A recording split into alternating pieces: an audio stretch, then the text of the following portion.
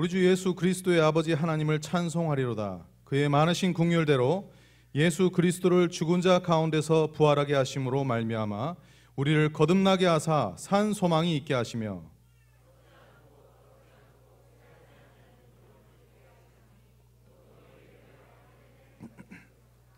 너희는 말세에 나타내기로 예비하신 구원을 얻기 위하여 믿음으로 말미암아 하나님의 능력으로 보호하심을 받았느니라.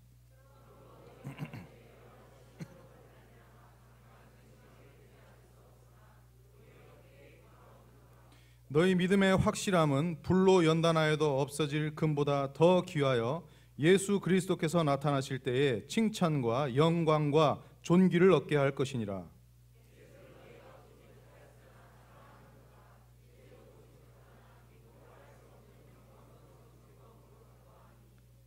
믿음의 결국 곧 영혼의 구원을 받음이라. 베드로전서 1장 1절에서 9절까지의 말씀을 주님께서 생각나게 하시고 또 묵상케 하시고 우리 형제 자매들과 함께 교제케 하신 걸로 기도 가운데 생각을 해보게 됐습니다. 오늘 설교의 제목은 당신은 산 소망이 있는가? 설교의 제목입니다. 뭐라고요? 산 소망을 말할 때 우리가 좀 힘이 좀 이렇게 나야 합니다. 당신은 산 소망이 있는가? 오늘 이 베드로 전서의 이 말씀이 쓰여지게 됐을 때에는 베드로 사도가 순교를 직전에 앞두고 있었을 때 이 베드로 전서가 쓰여졌습니다. 그리고 로마의 그 황제 네로 아시죠? 그 네로가 그 로마에 큰 화재가 있었어요. 그때가 언제냐면 AD 64년 7월 18일. 그때 로마에 우리가 이제 역사를 공부해 보신 분들은 알고 있을 겁니다. 기독교를 믿지 않으셔도 역사를 공부하신 분들은 로마의 대화재하면 우리가 알고 있는데 그게 AD 64년 7월 18일에 있었습니다. 네로 황제가 로마 시내가 뭐 3분의 1이 불이 탔다고 하던가요? 그렇게 이제 그 불이 났는데 로마의 황제 그 네로가 정치적인 목적으로 그리스도인들에게 이 죄를 덮어씌워서 그리스도인들을 잔혹하게 죽이고 박해하는 그런 시점에 이 베드로 전후서가 쓰여졌습니다. 모든 교회 이 성도들의 대표자라고 할 수 있고 리더라고 할 수 있는 이 베드로 사도가 이런 박해와 이런 핍박과 이런 어려움이 있고 자신도 순교를 앞두고 있는 이런 상황 가운데에서 사랑하는 성도들을 향해서 그가 예수 그리스도의 이름으로 주님의 말씀으로 권면하고 격려하고 힘을 주는 그 말씀, 그 메시지가 바로 오늘 저희들이 읽었던 베드로 전서입니다. 우리가 이 부분을 생각하고 이 말씀을 우리가 볼 수 있었으면 좋겠습니다. 우리가 감이 잘 안 와닿아요. 이 말씀을 볼 때. 왜 그러냐면 우리가 지금 핍박받고 박해받는 사람 별로 없어요. 지금은 그런 환경이 별로 없습니다. 지금 만약에 이제 우리 유인관 형제님이 베드로라고 생각해 본다면 지금 우리 형제 자매님들이 지금 나가면 언제 죽을지 몰라. 잡혀서 우리가 이 전주 시내를 불을 질렀단 말이죠. 예를 들어서 그렇게 이제 누명을 쓴 거예요. 그래서 그런 상황 가운데에서 여러분이 만약에 지금 처해져 있다면 그때 이 하나님의 말씀을 어떤 마음으로 들으시겠습니까? 물론 지금 시대에는 그런 박해나 그런 어려움은 많지 않습니다. 물론 개인의 어떤 삶 가운데에서 시련과 어려움은 있을 수 있습니다. 그러나 이때 당시에 이 사랑하는 성도들이 겪었던 그 믿음, 그 주님을 향한 사랑, 그 마음은 지금 우리에게도 동일하게 적용되어져야 될 기독교의 정신이고 하나님의 말씀이고 우리의 신앙이라고 생각합니다. 오늘 그런 부분들을 생각하면서 주님 말씀을 저희들이 봤으면 좋겠습니다. 1절에 보게 되면요, 이 편지를 쓰면서 먼저 베드로는 자신의 소개를 합니다. 수신자인 그 성도들에게 자신의 소개를 하는데 예수 그리스도의 사도 베드로는 이렇게 예수 그리스도가 가장 먼저 등장하죠. 내가 누구를 믿고 있습니까? 예수 그리스도. 그분이 나의 삶에 가장 먼저 되지 않는다면 나의 정체성과 나의 삶은 아무런 의미가 없습니다. 우리는 항상 나 자신을 말할 때에 예수 그리스도, 그분을 우리의 삶에, 우리의 정체성에 가장 맨 앞에 놓아야 할 것입니다. 그리고 그가 사도 베드로라고 말했습니다. 사도는 뭐죠? 주님께 부름받은 하나님의 종입니다. 주님의 나라와 의를 위해서 사는, 하나님께 영광을 돌리는 그런 생애를 사는 사도 베드로라고 말합니다. 베드로는 원래 어부였습니다. 세상의 직업이 어부였습니다. 그 어부의 일을 했던 그 베드로가 이제 어떻게 됐습니까? 예수 그리스도의 십자가의 보혈로 말미암아, 그분의 죽으심과 부활로 말미암아 그분의 자녀가 되고 그분의 사도가 되었습니다. 그래서 이제 그 뒤로부터는 그가 어부였지만 그의 직업을 말하지 않습니다. 그가 자신을 표현할 때 뭐라고 말하냐면 사도 베드로라고 말합니다. 우리는 삶에 나아가서 우리를 소개하고 우리를 말할 때 뭐라고 말합니까? 뭐 예를 들면 저 같은 경우에는 저는 물리치료 삽니다. 도수치료를 하고 있습니다. 뭐 이렇게 설명하겠습니까? 물론 그런 환경이 될 때는 그렇게 설명할 수 있습니다. 그러나 우리의 마음 속에, 우리의 심장 속에, 우리의 생각 속에 우리는 항상 어떤 생각을 가지고 살아야겠습니까?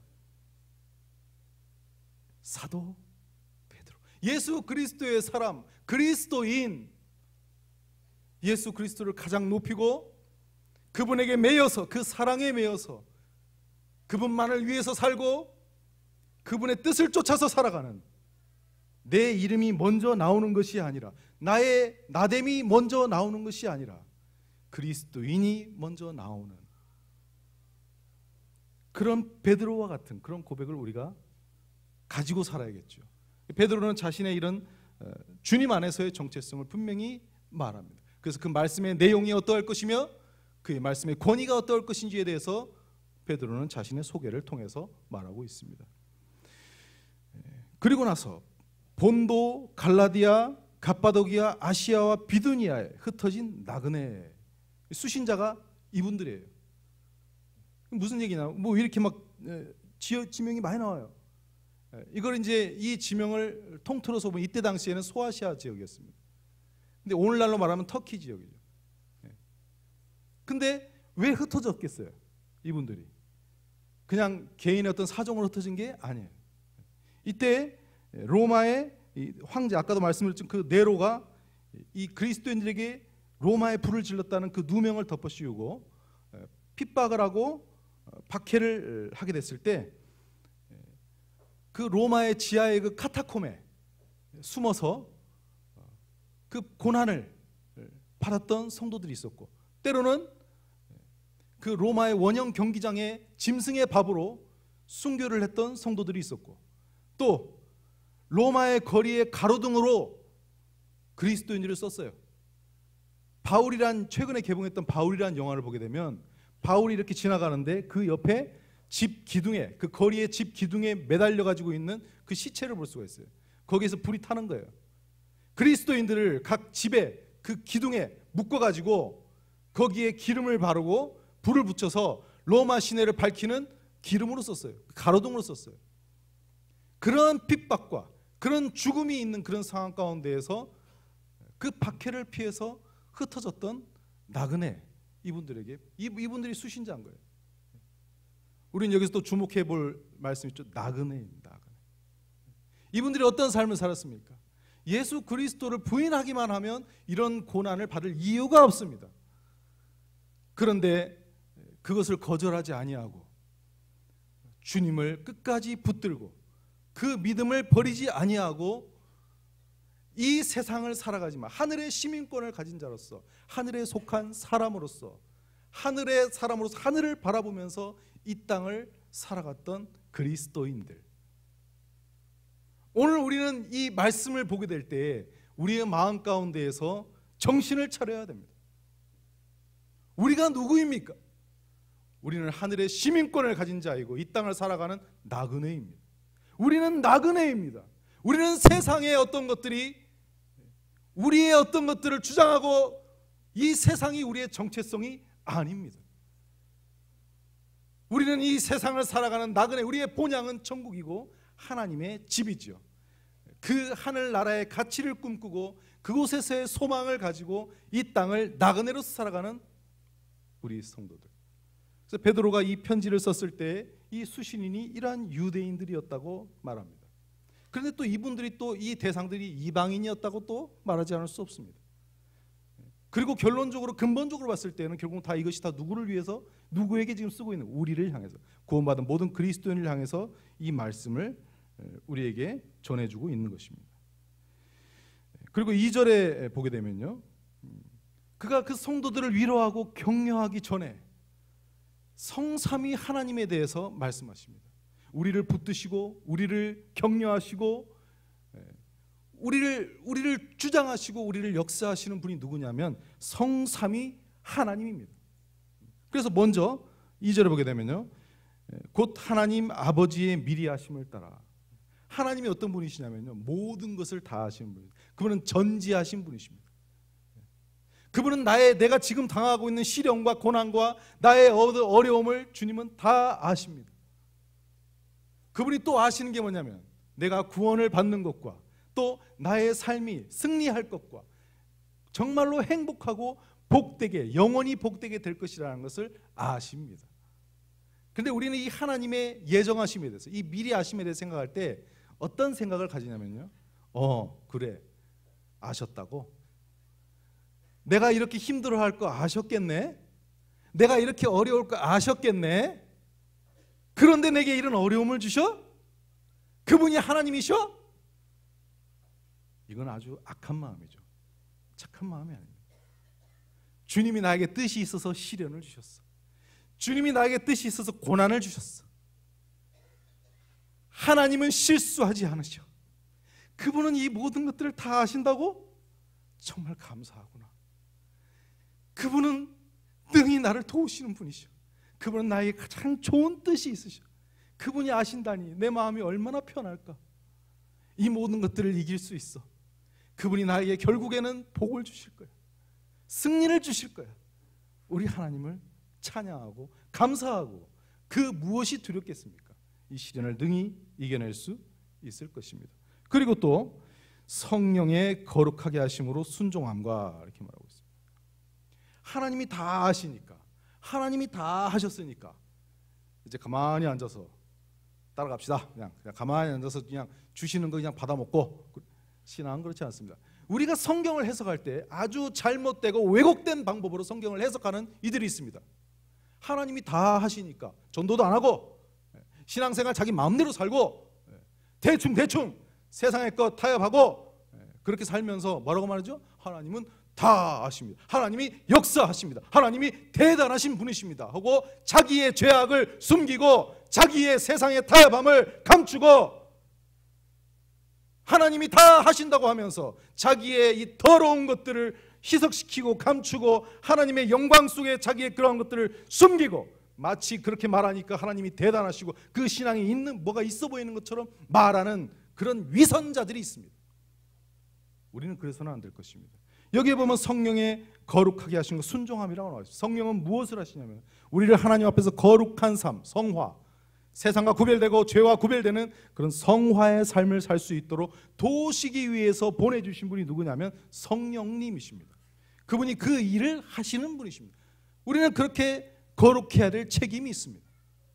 하나님이 다 아시지만, 하나님이 다 행하시지만 우리는 그분 앞에 순종해야 되고 거룩해야 될 책임. 여기서 순종이라고 말하잖아요. 믿음 이꼴 뭐죠? 순종입니다. 믿음을 오해하는 사람이 있습니다. 그건 뭐죠? 순종을 생각하지 않는 것입니다. 믿습니다. 하나님의 이 놀라운 일들을 행하실 것을 믿습니다. 그리고 실제로 그 삶 가운데에서 자신을 드리고 순종하지 않는다면 그 믿음이 아닙니다. 믿음은 순종을 동반합니다. 그 믿음의 삶을 살게 해주시는 분이 누구이냐면 성령님이십니다. 얼마나 감사합니까? 얼마나 놀랍습니까? 하나님 우리를 내버려 두시지 아니하시고 성령님을 통해서 이 일을 행하십니다. 그리고 또 예수 그리스도의 핏부림을 얻기 위해 택하심을 받은 자. 어떤 택하심을 받았다고요? 예수 그리스도의 핏부림을 얻기 위해. 우리가 어떤 죄인입니까? 그냥 도덕적으로 어떤 죄를 지은 그 정도의 죄, 구제불능이고 전혀 전혀 희망이 없고 본질적이고 근본적으로 태어나면서부터 죄인이고 아무런 가능성이 없는 그런 머리끝에서 발끝까지 내 심장 저 깊숙한 곳까지 죄덩어리인 도저히 아무런 힘이 없는, 능력이 없는 그런 구제불능의 이런 죄인이 어떻게 용서받? 이 문제가 해결되지 않는다면, 이 세상에서 그 무엇을 누리고 그 무엇을 성공한다 할지라도 그는 정말로 비참하고 불쌍한 자일 것입니다. 오늘 여기 구두자분들도 나오셨을 텐데, 교회는 세상에서 무언가를 잘하고 세상에서 무언가를 얻기 위해서 소식을 전해주는 것이 교회가 아닙니다. 교회는 먼저 내가 하나님 앞에 얼마나 죄인인지, 얼마나 비참한 자인지를 깨닫게 하고 예수 그리스도의 죽으심과 부활하심으로 말미암아 그분 앞에 이 형언할 수 없는 은혜를 입고 그 피 뿌리심으로 그렇게 죄를 용서받고 구원받는 이 놀라운 영광스러운 복음의 메시지를 전하는 곳이 교회입니다. 우리가 이런 주님의 보혈로 말미암아 구원받는 자, 이 얼마나 놀랍. 베드로는 이 성삼위 하나님의 놀랍고 강력하신 이 하나님의 붙드심으로부터 이 성도들에게 격려와 힘의 말씀을 전하고 있습니다.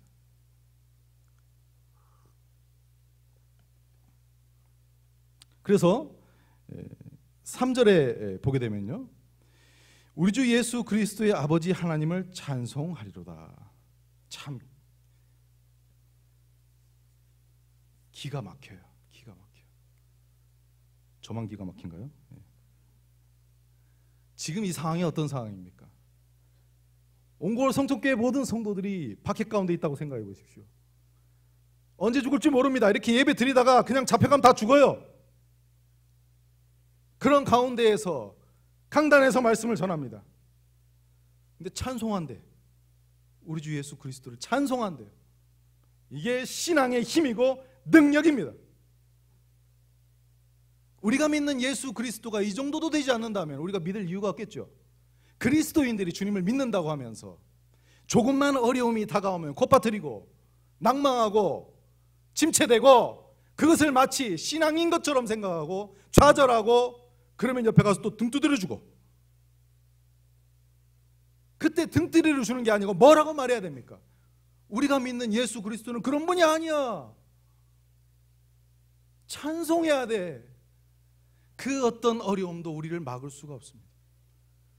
예수 그리스도를 말하면 이 베드로처럼 너희가 지금 고난을 당하고 있지, 박해를 당하고 있지, 언제 죽을지 모르지, 우리에게 영원한 생명을 주시고 우리에게 영원한 소망을 주신 그 하나님을 우리 찬양하자.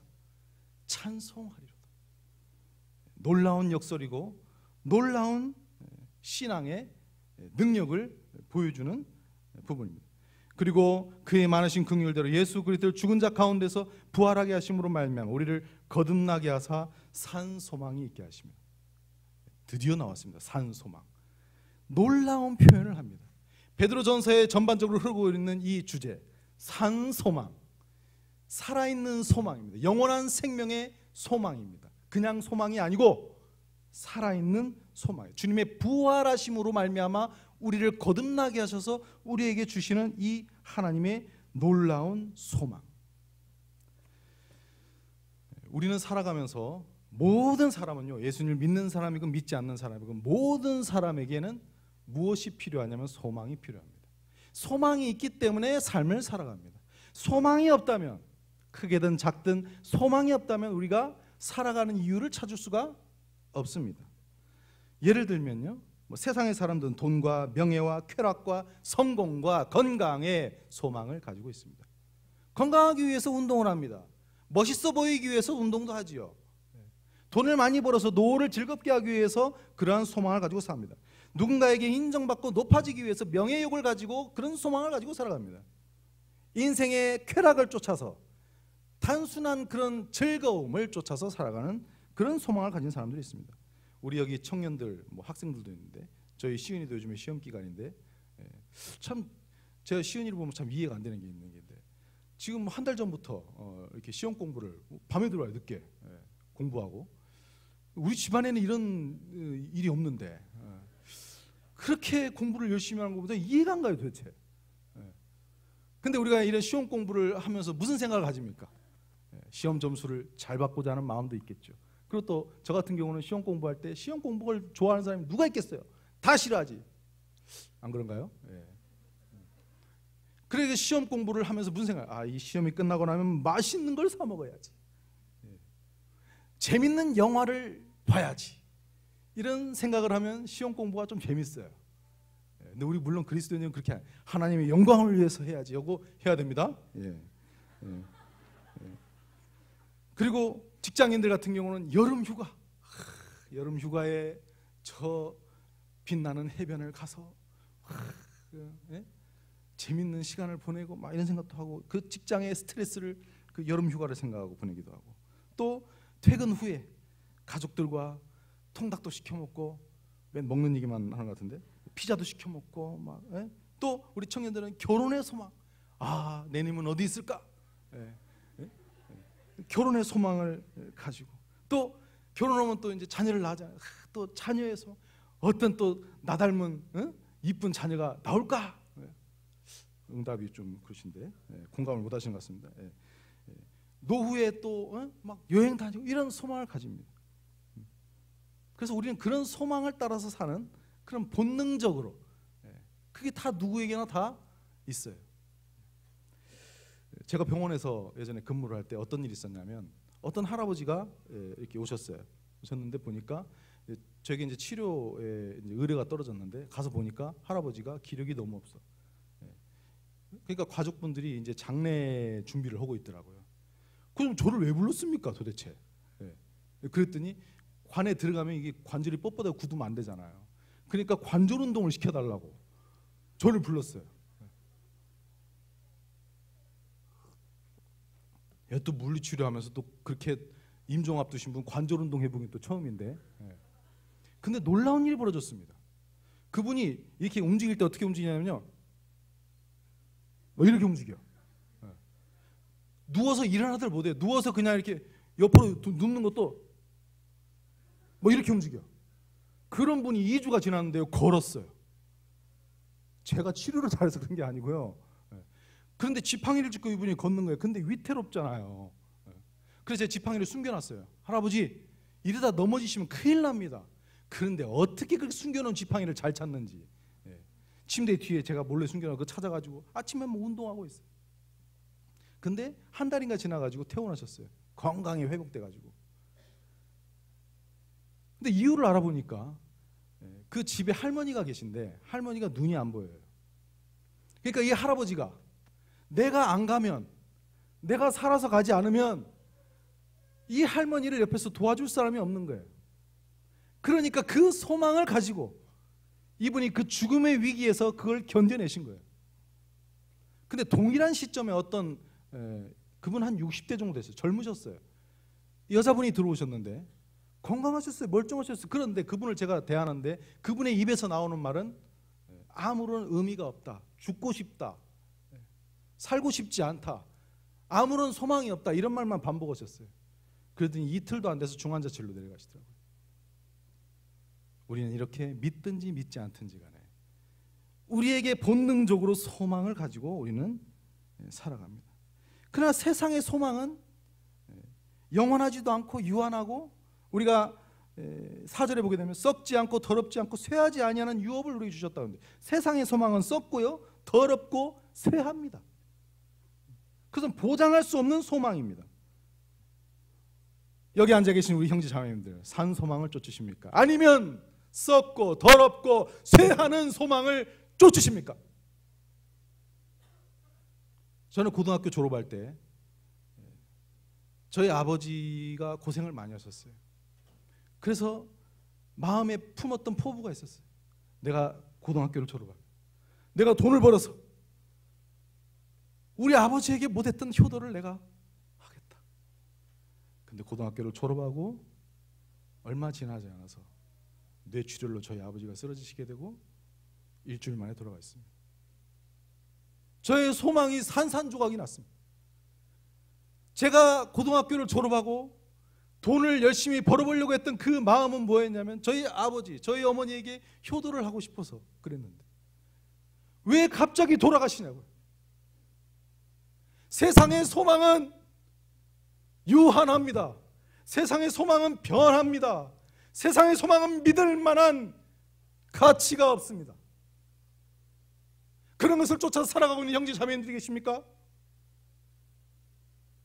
애초 당시부터 잘못된 꿈을 우리는 가지고 살아가는 것입니다.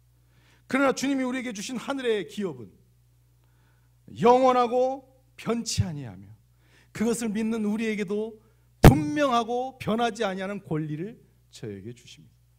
이 하늘의 산소망, 예수 그리스도의 부활로 말미암아 얻어진 이 산소망, 제가 그 소망을 가져야겠죠. 저는 오늘 여기에 참석하신 우리 중국인 유학생들도 여기 있는데 아직 구원받지 못하신 분들에게 이 도전을 하고 싶습니다. 만약에 내가 지금 사형 선고를 받는다고 생각해 보십시오. 병원에 어디가 아파서 병원을 갔어요. 그랬더니 의사 선생님께서 진단을 하더니 한 달밖에 안 남았습니다. 인정하기 싫으시겠지만 죄송합니다. 한 달밖에 못 삽니다. 라는 그 사형 선고가 여러분에게 주어졌다면 어떻게 하시겠습니까? 그 생애가 한 달밖에 안 남았다는 그 사형 선고를 받고도 아무 일 없었다는 듯이 이전처럼 세상의 돈과 명예와 쾌락을 쫓아서 하하하 하고 살겠습니까? 그건 뭔가 문제가 있는 거죠. 죽음 앞에서 나의 모든 내가 가졌던 세상의 유한하고 변하는 소망들은 다 부질없어집니다. 방문을 오는, 문병을 오는 세상에 믿지 않는 친구들 어떻게 해야 되겠습니까? 무슨 말을 해줄 수 있어요? 한 달밖에 못 산다는데 무슨 말을 해줄 수 있어요?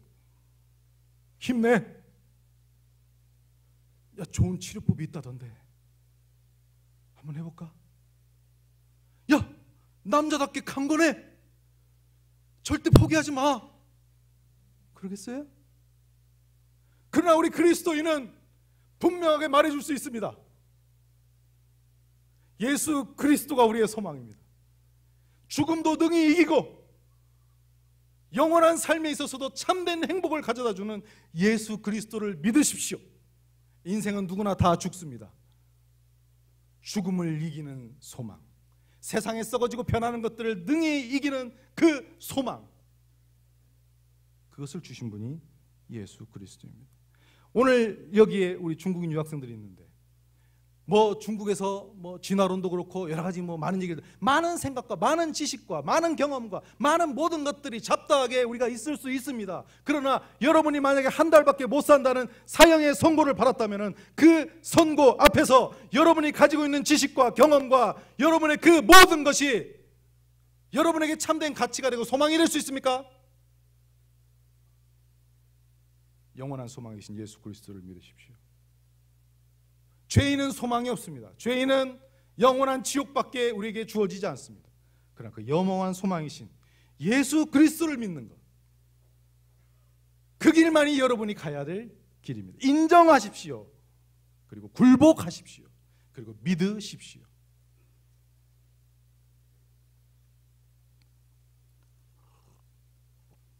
그리고 6절에 보게 되면요, 그러므로 너희가 이제 여러 가지 시험으로 말미암아 잠깐 근심하게 되지 않을 수 없으나 오히려 크게 기뻐한다. 소망을 가지고 살아가는 그리스도인에게 반드시 필연적으로 다가오는 것이 있습니다. 그것이 무엇이냐면 여러 가지 시험입니다. 그러나 이것은 우리에게 잠깐 근심하는 것입니다. 산 소망을 가진 자에게 다가오는 시련과 고난이 어떤 것이라 할지라도 그것은 잠깐 근심하는 것입니다. 그리고 하나님이 이걸 우리에게 주신 목적이 있습니다. 그 연단을 통해서 우리가 정금같이 순전하고 참된 믿음으로, 금이라고 다 똑같은 금이 아니에요. 금도 많은 정제 과정을 거쳐야 정금이 나오죠. 예수 그리스도로 말미암아 우리가 금이 되었습니다. 하나님의 자녀의 이런 가치를 가져서 그런 금이 되었습니다. 그러나 금으로 만족하실 겁니까? 정금이 되어야지요. 정금이 되기 위해서는 시련이 반드시 필요합니다. 최근에 저희 어머니가 암이라는 선고를 받으셨습니다. 근데 종양이 크대요. 의사는 거의 죽는다는 식으로 얘기를 하더라고요. 일주일에서 2주 정도요. 어머니가 차라리 나서 잘 모르시니까 제가 외아들 아들 하나잖아요. 사경을 헤맸어요. 어떤 때에는 좀 살 것 같다가 어떨 때에는 죽을 것 같다가 2주 정도 사경을 헤매는데요. 죽겠더라고요. 정말 아무런 정신이 없고 아무런 생각이 없어요. 그런데 놀라운 것은요, 맞아, 인생은 다 죽는 거구나. 나도 모르는 사이에 이 보잘것없는 인생의 소망을 두고 살았구나. 그러면서 예수 그리스도를 별로 그렇게 중요하지 않은 분인 것처럼 나도 모르는 사이에 생각하고 살았구나. 어려움이 다가올 때, 어둠이 짙어질 때 빛이 더 강하게 빛나는 것처럼 우리의 위기의 순간이 다가오니까, 누구나 맞이할 수 있는 그 순간이 다가오니까 그때에 오직 한 분, 예수 그리스도, 그분이 우리에게 참된 소망이 되셔서 비춰오는 것을 알았어요. 그리고 그 예수 그리스도가 지식으로만 아는 것이 아니라 내 몸에 체득이 됐어요. 그분이 나의 유일한 소망이구나. 그분이 나의 유일한 소망이구나. 그분만이 전부구나. 그리고 나서 어떻게 됐겠어요? 이제 그분을 위해서 나의 삶을 드리는 것이 전혀 아깝지. 그분이 나의 전부라. 그분이 나의 유일한 빛이라면, 그분이 나의 유일한 소망이라면 나의 모든 것을 그분에게 드리는 것에 대해서 주저할 이유가 없구나라고, 그것이 그냥 아는 정도가 아니고 정말로 이게 체득이 됐어요. 몸으로 알게 됐어요. 연단은 우리에게 이렇게 놀라운 결과를 가져다 줍니다. 시련을 받고 싶지 않으십니까? 고난을 받고 싶지 않습니까? 고난을 통해서 우리는 예수 그리스도를 더 깊이 만나고 그분의 가치를 더 분명히 알게 되고 더 그런 놀라운 소망 가운데에서 우리가 믿음의 삶을 살게 될 것입니다. 그리고요, 여기 우리 성도들은, 우리 구원받은 성도들은 모두 다 하늘의 소망이 있어요. 천국의 소망이 있죠? 대답 한번 해보시죠. 있습니까? 예, 좋습니다. 자, 그러면 한 가지 더 말씀을 드리고 싶습니다. 그것이 뭐냐면요, 7절에 나옵니다. 7절에 예수 그리스도께서 나타나실 때에, 이렇게 시련 다음에 뭐라고요? 예수 그리스도께서 나타나실 때에 칭찬과 영광과 존귀를 얻게 할 것이다. 이게 뭐예요? 결국은 우리가 다 주님을 만나게 될 것입니다. 그때 주님께서 천국에 들어오는 것으로 끝나는 것이 아니라 그분이 잘하였도다, 착하고 충성된 종아, 칭찬을 해 주실 것입니다. 그리고 영광스러운 면류관을 주실 것입니다. 그리고 나를 존귀케 하실 것입니다. 그분이 나에게 영원히 변하지 않은 예수 그리스도께서 주시는 상급을 우리에게 주실 것입니다. 이것이 그리스도인의 둘째 소망입니다. 아, 천국 들어가게 됐으니까 오케이, 패스. 이제 남은 삶은 나의 마음대로. 이렇게 좋으신 하나님, 주일날만 좀 나와주면 되겠지. 아니요, 죄송합니다.